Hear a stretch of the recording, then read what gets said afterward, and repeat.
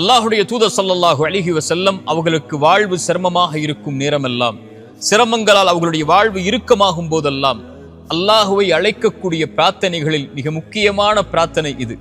யா ஹய்யு யா கய்யூம், உயிருள்ளவனே நிலையானவனே, பிரஹ்மதிக அஸ்தகீது, உன் அருளை கொண்டு உன்னிடத்திலே உதவி தேடுகிறேன், உன் ரஹ்மத்தை கொண்டு உன்னிடத்திலே பாதுகாப்பை தேடுகிறேன் என்று அல்லாஹுடைய தூதர் ஸல்லல்லாஹு அலைஹி வஸல்லம் சொல்வார்கள். ஏன் அல்லாஹுடைய தூதர் தன்னுடைய சிரமமான நேரத்தில் அல்லாஹுவை அழைக்கும் போது அல் ஹை அல் கய்யூம், நீ உயிருள்ளவன் நிலையானவன் என்று அழைக்கிறார்கள் தெரியுமா? குர்ஆனில் அல்லாஹ் ரப்புல் ஆலமீன் அவனுடைய மகத்துவமிக்க வசனங்களாக பதியக்கூடிய வசனத்தில் ஒன்று ஆயத்துல் குர்சி, நாம் அறிந்தது.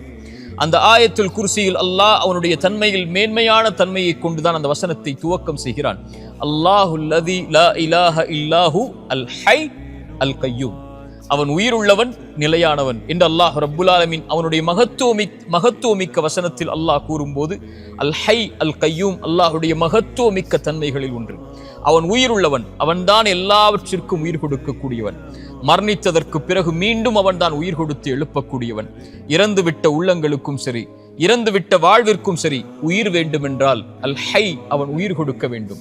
அல் கய்யூம் நிலையில்லாமல் வாழ்வு தடுமாறும் போது, வாழ்வு அங்கும் இங்கும் ஏறி இறங்கும் போது, சிரமங்களால் வாழ்வு சூழப்படும் போது, இருள்களை கொண்டு வாழ்வு அடைக்கும் போது அல் கய்யூம் அவன் ஒருவன் தான் அதை நிலைப்படுத்த முடியும்.